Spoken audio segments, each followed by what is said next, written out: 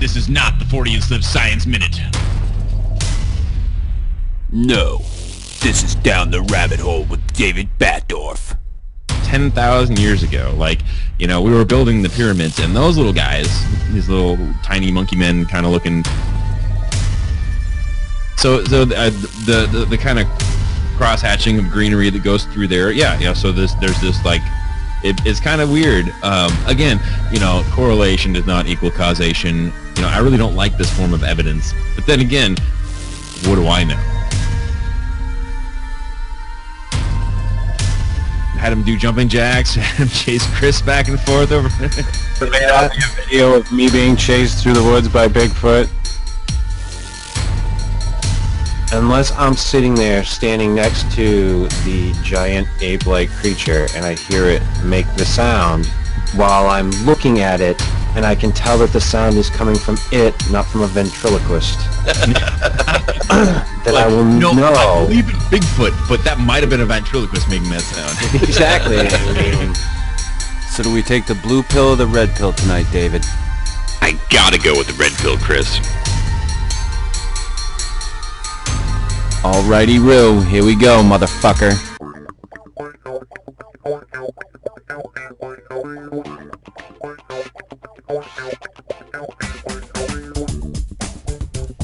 Good evening, and welcome to the very first installment of Down the Rabbit Hole with David Batdorf. Good evening, David. How's it going, Chris? Glad to be here. This is going to be a lot of fun. David is actually coming to us from the past. He's 3 hours in the past. I'd like to tell you, David, the world's still turning 3 hours from now. Well, that's good to know. Good to know. I actually like to be, in the past, so I know it's, I still want to hold on to hope that Superman can fly around the Earth and make time go backwards, and somehow not bend the laws of physics and destroy all life on the planet. Well, that was what the next thing is. That, of course, he destroys the entire planet by bending physics out of control, ripping fabric of space and time. Now, David and I have been for a long time talking. Every so often, it's not like we get together on a nightly basis by any stretch of the imagination, but for a long time, every so often in Hangouts, talking online about just the most inane yet in-depth conversations about some of the weirdest shit. And I got thinking at one point in time, I was like, oh God, we should just fucking record this and throw it up, and who gives a fuck if anybody listens to it, because it's just fuck, we do it anyway. Exactly, we're gonna do it anyway. Sort of like what you say about doing the show with Jeff. I would say the Squatchers Lounge podcast, you're like, hey, we're gonna talk about this shit regardless, so why don't we just fucking record it? Yeah, we actually have to stop talking about Sasquatch during the middle of the week, or most of the week until we get to our show on Wednesday, so we have fresh topics to talk about, or else it just becomes boring. Oh, so we make sure I can't not talking about Sasquatch. I can't count the number of times that Steve and I, or even when Matt was on the show, Steve and Matt and I had almost like entire shows before the show. It happened more often than I could fucking tell you. There was some good material that never made it to the actual show. It would just, because it's hard to make that fresh again. And it's very true. People's reactions to it. There's a lot of times, like, I would try to tell stories. I wouldn't tell them anything, so that I could get their actual reactions to what was going on. And it's hard though. So you wind up doing that, and you wind up having to hold back. And you and I actually got talking about the topic that we're going to discuss tonight in a hangout. Like, it was almost like a week or so ago now. And we literally had to shut each other down. Like, all right, yeah. All right, time to go. See you later. That's the topic. That's the one we're doing. Okay. That's a wrap. Yeah. I felt like they were fucking, the music was coming on, like, to make me wrap up my speech at the Oscars. Shut the fuck up, Chris. It's time to just go to bed and do this when we can actually record it. So now, and once we had talked about it, you were like, all right, I'm down. I like this topic.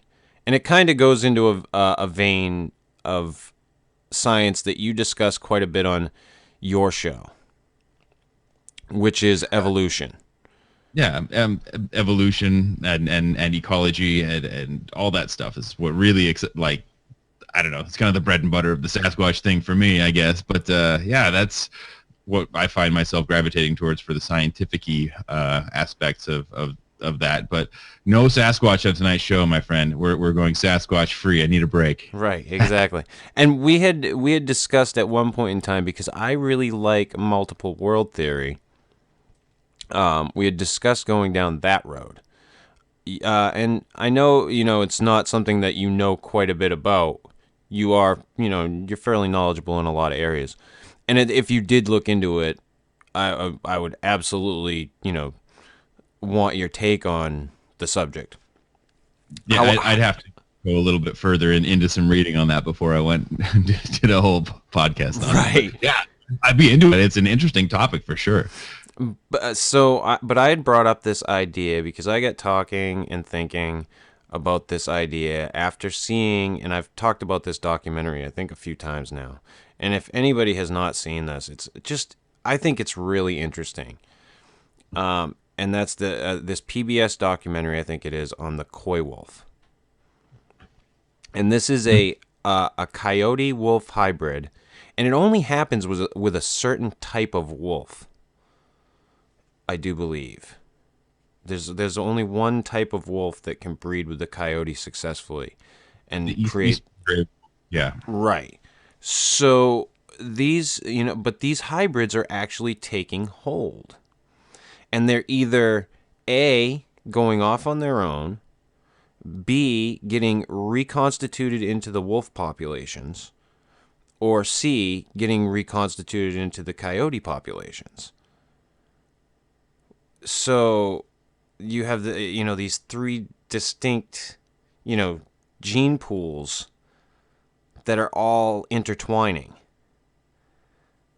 And the idea that I had put forward to you, and actually to a couple other people that I'd been bouncing around, was if fucking people disappear tomorrow, what's going to take over on the planet next? And my whole thing on that was, not what's going to pick up fucking spoons and start eating dinner and watching TV and taking the fucking bus, but what is going to evolve to be the next big thing on the planet.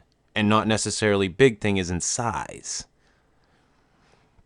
So my take on this is that I seriously think that canines have a good chance of being that next thing that runs the earth, and not by I mean like their finger on the button with nuclear weapons and shit, but being the top of the fucking food chain. Yeah, what you have to remember is that nobody's gonna there's no species that's gonna just take up where we left off. If we were wiped off the planet tomorrow or at any point, there's nothing that's just gonna be like, oh well, I'll just continue, making mining coal to fuel energy to power this town, and then no, that's not gonna happen. What I always thought was interesting though is how. I mean, how the ecology works. Like how there was some recent it was on Gizmodo. There was somebody flew some drones into Chernobyl, and we're looking around, and everything's been overgrown, man, with the plant life and the plants and bacterial life is going to love us not being there. Because it has a chance to move in. We're not trimming the lawn. We're not, weeding the garden. We're just, and all of the stuff that we made, skyscrapers and everything, is going to break down. Nothing was meant to last. And not in a very long period of time either. No, it's amazing. I mean, I'm forgetting which year Chernobyl was, but looking at it now, I mean, it's creepy, man.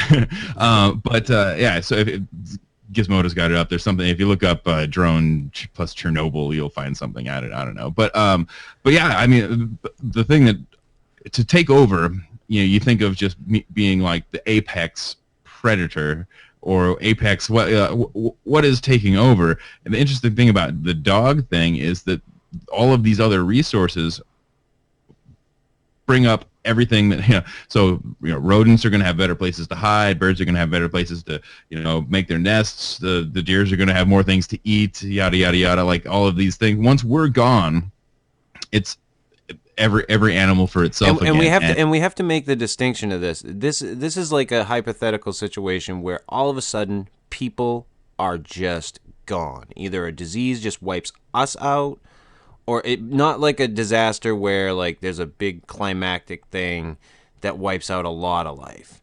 Like just us, we're gone. Yeah, but something that breeds coyotes especially, and why the Coy-Wolf is so interesting, because coyote is just the way that they breed and their intelligence and everything gives them kind of a one-up on the gray wolf. But the gray wolf has that size and stamina, so it's like it creates the super dog, right? And that's something that could happen much better without us here, and that's how that sort of accelerated evolution works. There's these points where something like that happens. They create a pocket, where there are no wolves. There's no gray wolves. There's no eastern coyote. There's just these coy wolves, because eventually they've just bred all together and kind of mixed up enough to make this good, nice, unique mutt. Which is what's going to happen with the whole group of them, because that's what they're doing. That's what we're doing now. I think statistically, you can't really sort of like. So here's the perfect analog. For the coy wolf, we'll just say is like modern Homo sapiens sapiens, right? Like so. What's going to happen is that there's going to be this hybrid population, and statistically, it can't sustain itself, because eventually the northern gray wolf and the eastern gray wolf and the eastern coyote are going to. I mean, that gene pool is going to kind of reuptake both of those, and they'll become the distinct species again. But the genetic material passed from the coyote to the wolf, and the wolf to the coyote, is always going to be there. That's why I have up to like 4% Neanderthal DNA in me today, is because that's always going to be there where that mixing happened. But statistically, it's really hard to make that forever. But that's the sort of thing that now there's pieces of both species in the parent population in this area too, which is really interesting. And that's how, like I say, some of those rapid changes can occur. And the fact that dogs can breed so easily and adapt. And here's the interesting thing though that I saw when I watched the documentary. Not only are, like you were saying, the genes being passed into the wolf population, into the coyote population, they're remaining those species with that, those extra genes over time. But there's also these hybrid coy wolves that are actually taking hold and having their own populations as well. Which is when somebody who likes, it would be the first look at like sexual evolution.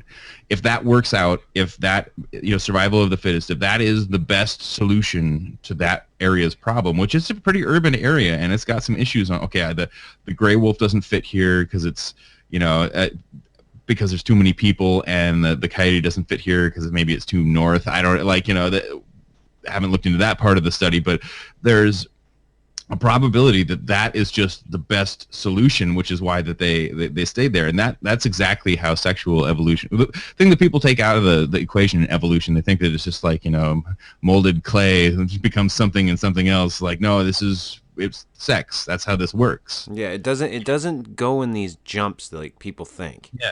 It's more, it's more of a very smooth amalgamation of, this constant hybridization, or this reuptake of these mutated genes. Yeah, and mate selection and preference and all those other things. But when we do see those weird quick movements in evolution where it's like, oh, the unexplainable. You know, maybe it's not the Anunnaki. Maybe it's just two different species were able to create a viable species, and that was the right thing at that time. It's an interesting question to pose, and that's why the Coy-Wolf is not just cool because it's a potentially a new canid species. It's cool because it kind of it's a perfect analogy for questions that we've had in the past too. Well, the things that I really liked about this documentary, beyond the fact that it was able to create its own viable population, how adaptable this creature is. It's big enough to be able to take down your big prey or defend itself if needed be, and it's also, you know, able to hunt small prey if need be to survive. They can adapt by staying in urban environments and living amongst people without being seen very easily. And they can live out in the middle of nowhere where there are no people. And they do just fine in either fucking location. It doesn't. That's the interesting thing. They have the large bodies to survive, you know, the harsher forest climates and even like montane climates like a wolf can, and they have the brains to be able to figure out the problem solve and figure out how they need to live in these urban situations. It's crazy. And that's what I see. And like we were saying, if the people disappear, if people fucking are wiped out, like I said, you know, Captain Trips, Stephen King was right, some shit like that, you know, but everybody's fucking gone.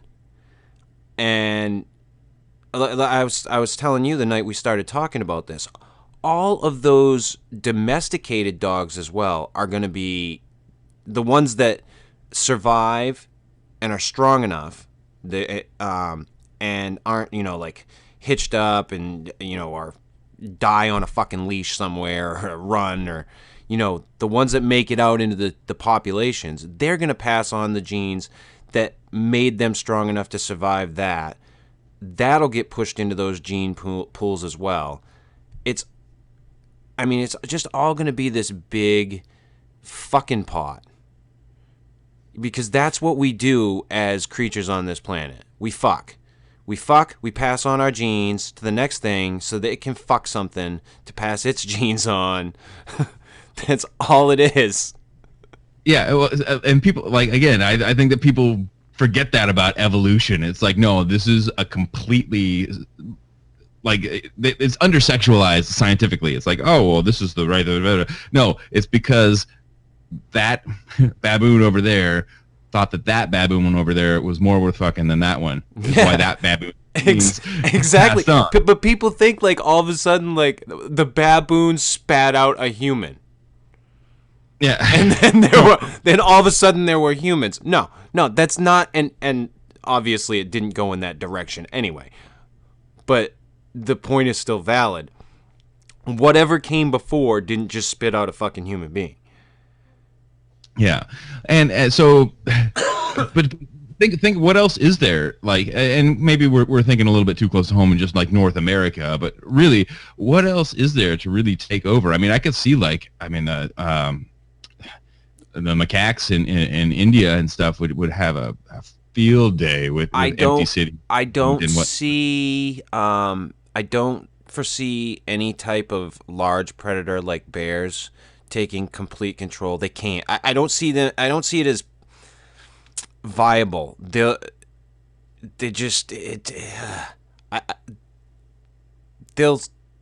flourish, but I don't think they're gonna go crazy, you know, as far as not evolving but taking over. Like we're saying, it's not so much, you know, what's gonna be the next thing to ride the bus, but what's gonna be the next thing to be the thing that really has control of the planet.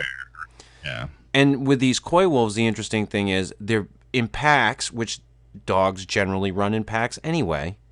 It's their mindset. It's what their instinct, you know, that's how they live. In packs, they can take down large animals. They can, like I said, they can do everything that they would need to do to be that apex predator.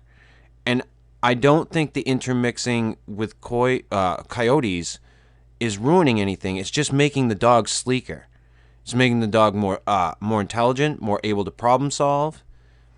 And I seriously think there are going to be some damn intelligent canines if this sort of situation was to go down. I think it's eventually going to happen anyway. Out in the wild, I think they're going to get to a really decent intelligence. Oh, especially, I think that there's so many species like the dogs that have to contend with us and have to keep up with us. You know, like the ones that live a symbiotic relationship. You know, people think that rats are really stupid. Well, they really have devised a really great mechanism for living off of us. You know, pigeons and crows. You know, and other things like that.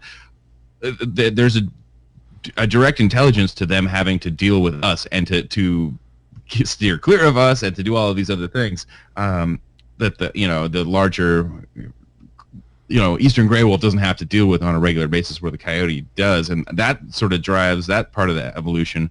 But without us, if we're just all of a sudden gone and there's all this real estate, and when things start to break down and there's more places to hide, there's more places to grow stuff, but still, you know, I tended to agree with you. Like, at least in North America, there's just, if you walked out onto the plains, you know, because there are no humans, as an alien visitor, let's say, a traveler from the past, damn you blew it up.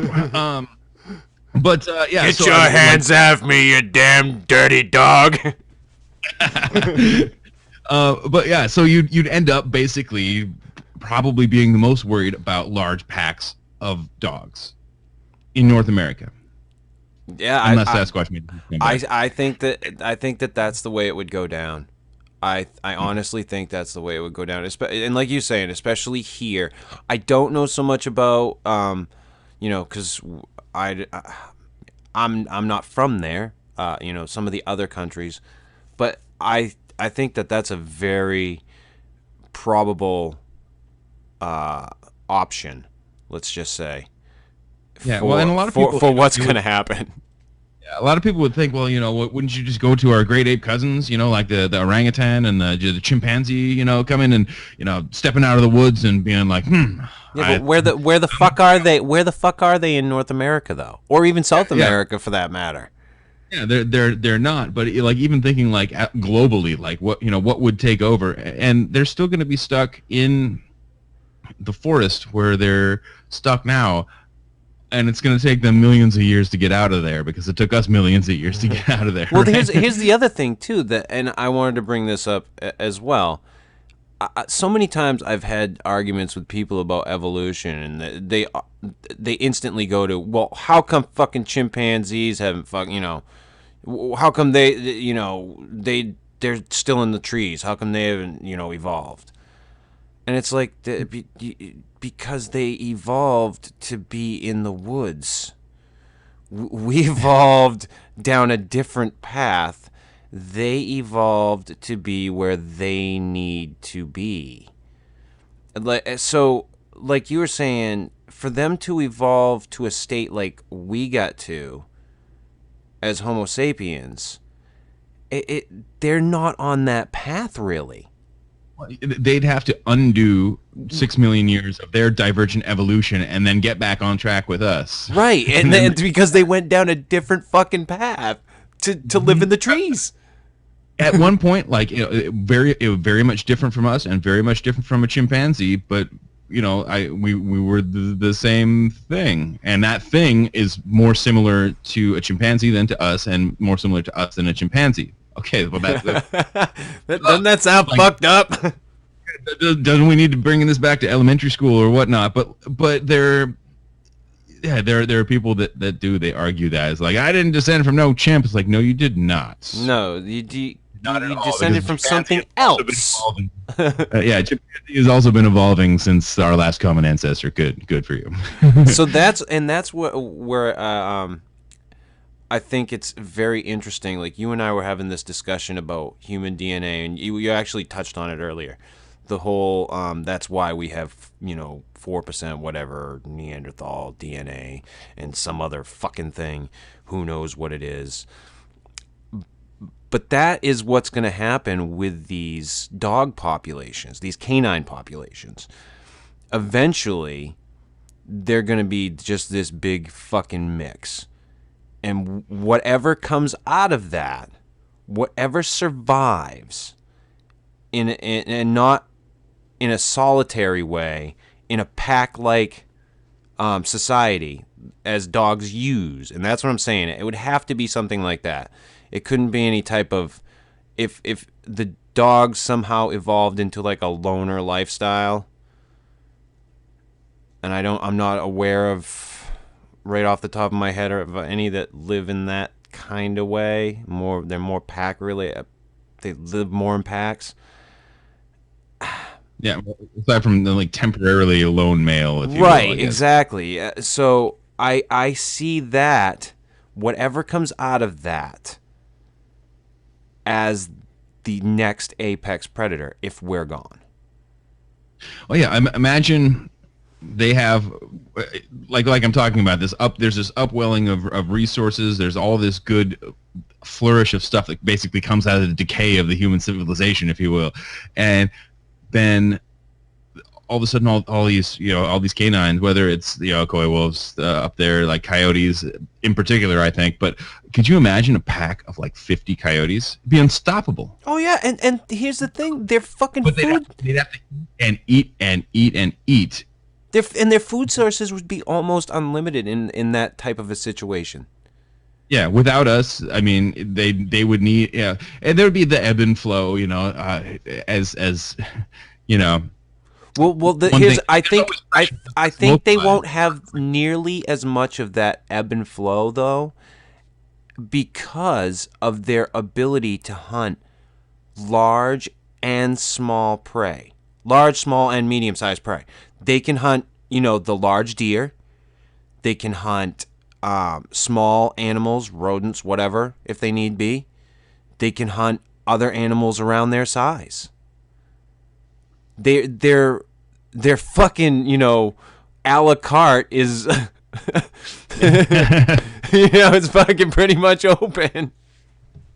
Yeah, but that would be the thing that I would be the most terrified of. I'm thinking like of the unstoppable force in North America would be just like a huge pack of wild dogs would just be unstoppable pretty much. Especially like even people always do this life after people thing, and then they come up with some sort of hypothetical, like, well, what if all people were okay? Well, let's just say like if it were disease, if it were this, that, or the other. I don't think you could wipe out all people, but it would wipe out the entire infrastructure that we live in, and those people would be thrown back into the Stone Age, basically, scavenging off of what technology. I mean, technology wouldn't even work, but like, the technology is meaning like a knife versus a pointed stick, right? Scavenging off of what you could find, and using the decay of civilization, and they wouldn't last for very long because it couldn't breed, but they would be it would be totally nonplussed to everything else that we're talking about, even if people were still alive, unless it was in the capacity that we are now, with all of the technology, all of the energy, and all of everything has to flow and be like it is, or else this happens, even if we're still here. Right. Even if there are small pockets of population of people that survive some type of an apocalypse, you're still going to have that surge of everything else. And then those people got to deal with packs of 50 coyotes. Fucking right, man. I'm telling you what, when we were out on the Brown property and we heard those coyotes up close. Now, I personally, I've heard coyotes many, many times out here. I'll let the dogs out late at night, and sometimes I'll literally walk out onto the porch, and as soon as my ears adjust and I hear them, I'm like snapping my fingers like, get the fuck in the house now, because I don't even want to fuck around with it. And I'll hear them. There's a field that's adjacent to the property that we live on. It's kind of like across the road, but right there, and I can hear them just fucking yipping away. And when we were up on the Brown property and we heard them there, my wife had gotten she got really fucking scared. She we were talking about it recently, and she's like, I was hanging off of Jonathan's arm, and I was like, you got a gun. Because I guess I don't remember it either. I guess I had walked off with Phil when we heard everything going down, because we were trying to figure out what the fuck the other footsteps we were hearing were. Mm-hmm. So, but I just, thought it was interesting because she's lived here her whole life too, and she'd never heard them. But I go outside all the time, and I'll hear them because I'm out late at night, letting the dogs out. But that one it was like 30 feet away. It was right there. That was extremely close. But and Jeff talks all the time about shooting the fucking things, and hey, so be it. I tend to agree, I guess. But I still think that they're a fucking adaptable animal that has a really good chance of being, like I said, the next thing. And I hate to stress it, and shove it down people's throats, but I don't mean the next thing to fucking watch TV and make movies and, play on the fucking computer. I mean the next thing to just be on top, eating everything else. That's what I mean. The next fucking dinosaurs. Yeah. when dogs roam the earth. No, I think that's because of everything else. It's already that has disappeared in some of the large, like, quote unquote super predators. I don't even think in a situation like that, with the flourishing of the vegetation that's going to happen, because I mean we came and we mowed down all the forests. We opened up everything. Some of it's grown back, some of it hasn't, but everything that hasn't is open to light and can grow food.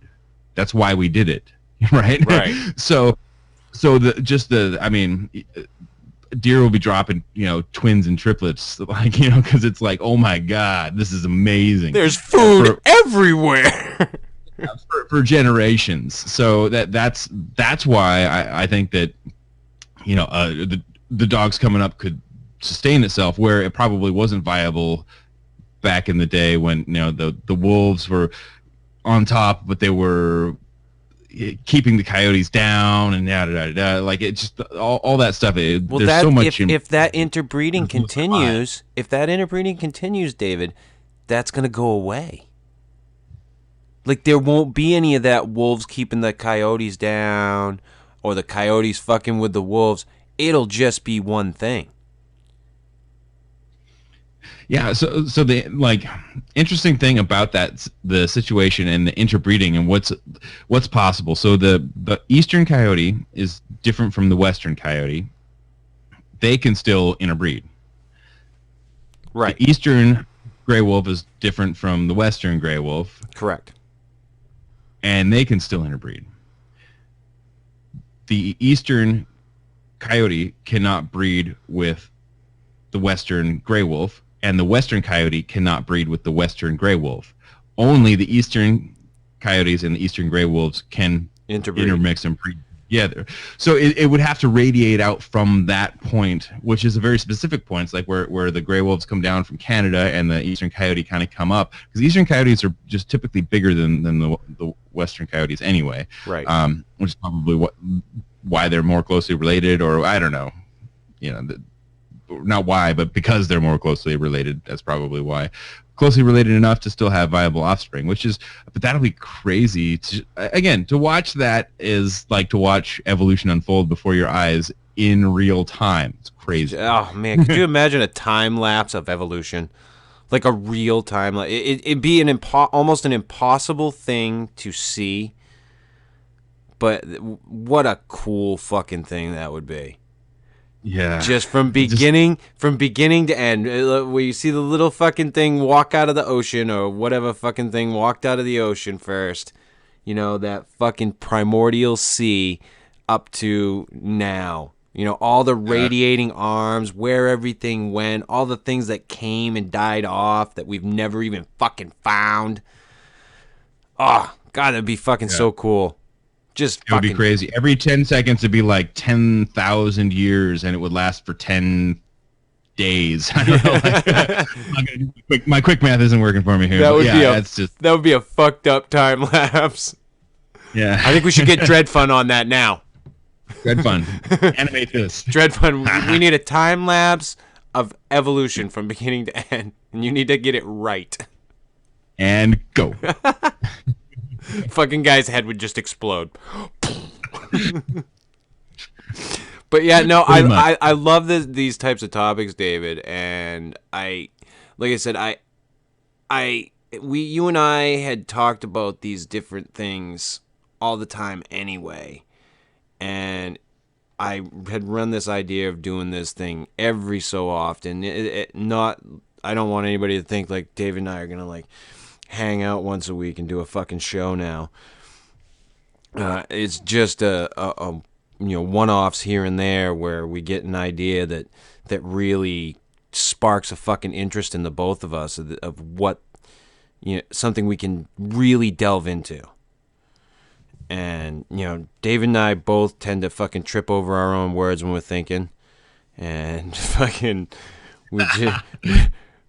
I thought it would work out well, and I don't know what the people will think of it, but I hope that everybody fucking likes it. As far as the regular listeners, as far as everybody else is concerned, hey, if you like it, cool. But this fucking one topic, I have literally sat around and talked with people about a lot, and I wanted to throw the idea of it out there, because I'm a dog person anyway. Like, I love my dogs.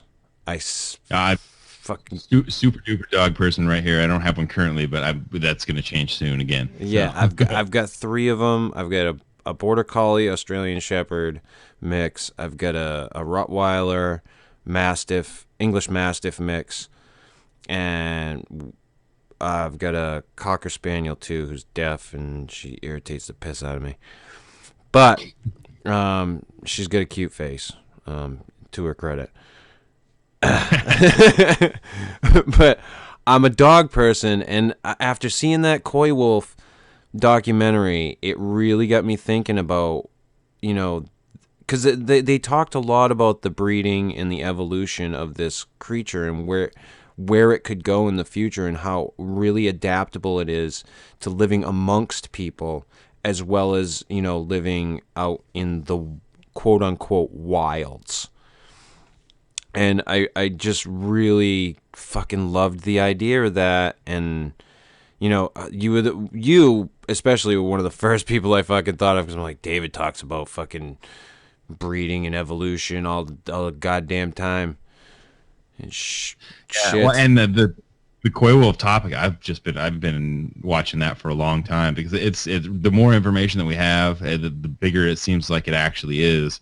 Because and they talk about it in this study, coyotes are notoriously difficult to freaking study. Like, you can't just walk out and be like, okay, here's a coyote den. You have to dig through the 5 other dens that they used in the last, it's nuts. They collared coyotes in, I think it was Chicago, or the Chicago area, and they had them radio collared, and they still couldn't fucking find the goddamn things. They could get close. In Chicago, they're driving up and down in between houses and alleyways, right? Like just neighborhoods, kids' bikes out on the lawn, right? They can't find a coyote here. That's crazy. With a fucking radio collar on it. Yeah, and then sitting with an antenna going, oh, it's right over there. Where? Oh, over there. Oh, there it is. And then they're fucking chasing it down the fucking, but they can't get close. They really have a hard time getting close to them. And I found the whole fucking thing just so goddamn cool. There was another study, just randomly I'm thinking of right now, that was done up in Alaska, and the people who were running that study on coyotes were saying it was ridiculous, the lengths that they had to go through to catch and that you couldn't track or find, or you couldn't see a coyote up in this area, so they had to set up traps. But to set up the traps, they had to go in clean suits, and they had to spray everything down with vinegar, and they had to get the human scent off of it so that they would go in and get the meat, because deep in the woods in Alaska, the scent of a human is still like, no, no, no. I don't care how juicy that steak looks. I'm not going in. And they went to these ridiculous lengths, and they never caught one. Well, the other thing that they were saying in the PBS documentary is that as long as these coy wolves keep that fear of man, that I need to stay away from them, as long as they can keep that, then they'll do very well. Mm-hmm. But the minute that starts to break down, that,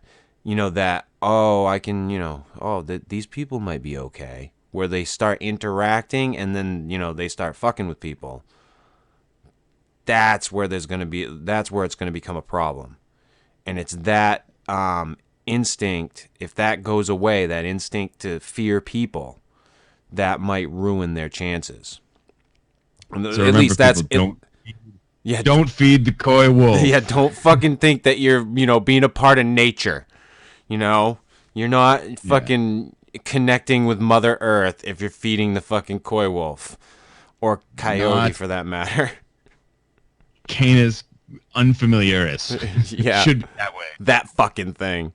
But for their sake, anyway. Yeah, they are interesting animals, and they deserve a little bit of research, I think.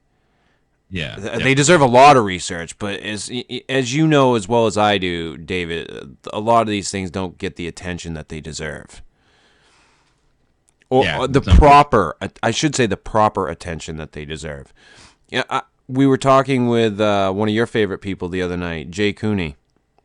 Yes. And he brought up, we asked him the proverbial Bigfoot question because he's, as of late, kind of took a step back from that whole thing. But I love his take on it, that there needs to be real research. And he's like, Bigfoot needs to be peer-reviewed. Period. That's what it needs. Yeah, well, but again, cart before the horse. Bigfoot research needs a complete dynamiting, and we need to figure out how to do field research and what field research is and what wildlife biology is if we're going to get to the process to where we can submit something for peer review. Because just going out looking for tracks and looking for scat is one thing.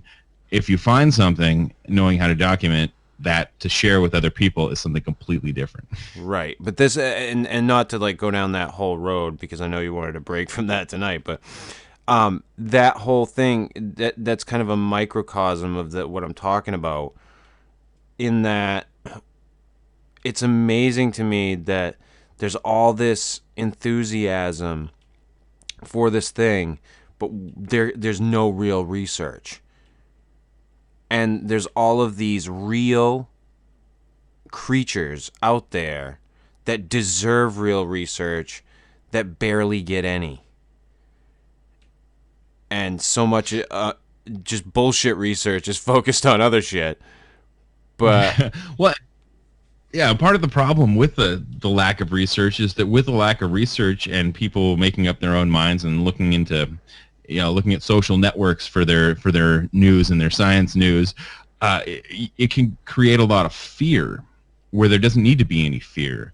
The Coy-Wolf is no more like a threat than a coyote or a wolf, which the attacks of coyotes and wolves in your area, Chris, is probably about the same as mine, which is like if you put chickens outside at night, they might come around, right? Right, yeah. You're not hearing about people getting killed by fucking coyotes and wolves all the time. Or ever. Very seldom. There might be some old story from '06 of some guy getting eaten by a pack of wolves, right? I do believe that they brought up in that documentary that there was an instance within the past 10 years or so where a pack of coyotes went after a person. Yes, and I think which is something that you need to worry about, which is why they're studying urban coyotes, because they're trying to figure out where they're living, what they're doing, and why. And there's two things that you want to do. You want to decide if the population that's there is a nuisance population, or what are the resources that they're utilizing, and continuing to make sure that you create enough resource so that they don't have to start becoming a nuisance to get what they need. I guess is the idea of those studies at a really basic point. But yeah, I mean, like, okay, it happens. Yes, we all know that there's the videos on YouTube of coyotes attacking this, that, and the other, but it doesn't happen very often enough in most areas. I have a pack that lives in the green belt behind my house. I live in a rural area. I like in town. I mean, there's a grocery store right down the street, right? But there's coyotes that live right behind my house. We don't have a lot of issues. I don't let my cats out at night because that would be stupid. I don't let my dogs run out at night. I don't, but when you live around these types of creatures, you learn to, I guess. And you had brought it up one time with the mountain lions, I think it is. Oh, is it the mountain lions out your way? I can't remember what they're fucking called.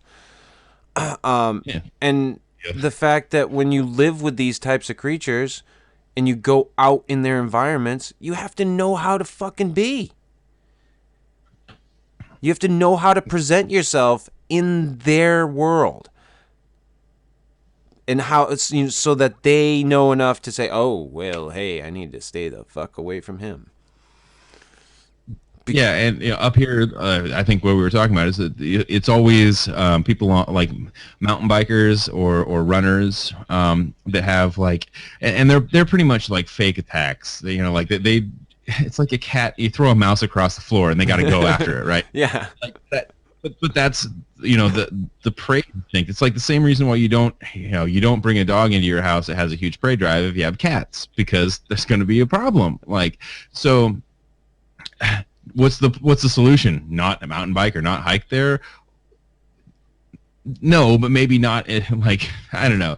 It doesn't happen that often, and when it does, it's not usually with serious consequences here. I know that serious consequences can happen, but knowing what to do in those circumstances where there is an attack, which is basically just stop and act big, and you're big. We have them here as well. I don't know if the populations are anywhere near what you have in your area. But we have a lot of black bear, and I've started hiking, when I was in high school, so before I was 18, and I haven't hiked much in the past couple of years. A, because I've been busy. B, because my back's been fucked. But I really want to try to get back in shape and get my ass back out there. But I think I've run into, and I never saw the fucking thing, so I don't even know if it was or not, but I believe I've run into one bear, and I believe I ran into one moose. And I was more afraid of the moose than I was the bear. Because if you know anything about them, they're far more likely to fucking fuck with you than a bear if you run into them. Especially during certain times of the year. So, I just know enough to how to be make you fucking talk. I've never really hiked by myself. I had planned on it once, but I usually have always gone with somebody. I almost always have a dog with me, and you're always talking, making noise. Try to announce your fucking presence when you're out there, because the fucking animals will take notice. But most of them want to avoid people making the sounds that you're making. So right, because that's what they're used to doing. Mm-hmm. So that I think, because granted, I'm not, when we say people are going to disappear, we don't think that people are going to disappear tomorrow. This is an idea, a hypothetical idea in our fantastical fucking minds of shit that we like to talk about. But this brings up those questions of how do we, as people, adapt to these creatures that are definitely going to adapt to us. and the Coy-Wolf is one of them. Exactly. Well, coyotes, crows, rats. I've kind of brought up a few of those already. That they are constantly adapting to us and our changes. I mean, they came over on ships on the Mayflower and adapted to the Industrial Revolution, and now the technological revolution. Like, rats don't give a fuck. They'll just do whatever. We go up. They're looking at iPads now. Let's go with it. All right, sweet. Fuck it. Yeah, they don't care. Yeah, exactly. They're adapting to our cultural evolution just as easily as anything else. But the interesting thing would be to turn the table, and could we adapt to like, say, all of a sudden dogs, wild dogs, coyotes, wolves, and everything were prevalent. Could we adapt to live with that? And the answer is no. Yeah, exactly. If the tables are turned and for some reason we're not in the situation that we're in now, yeah, we're fucked. I honestly think we're fucked.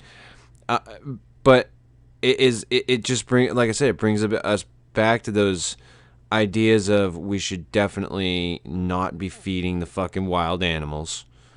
Wild animals are wild for a reason. They're wild.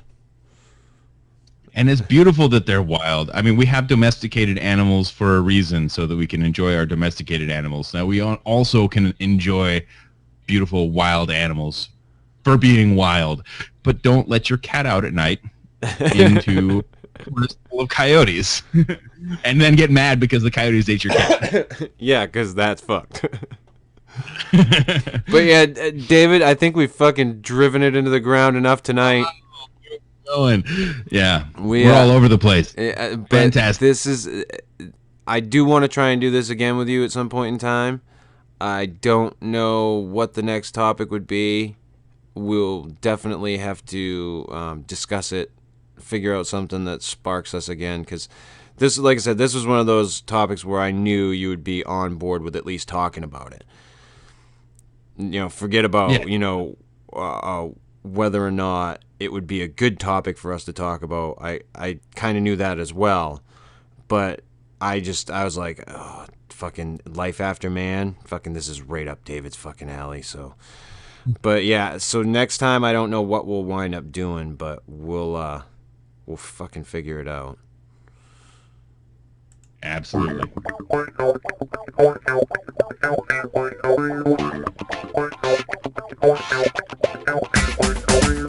This has been Down the Rabbit Hole with David Batdorf. I'm going to continue down the rabbit hole with the glass pipe next to me. Much like the caterpillar, David.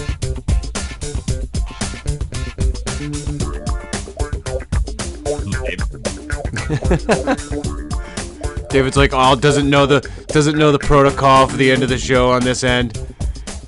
Oh man, yeah, I'm supposed to just shut up and let it ride out.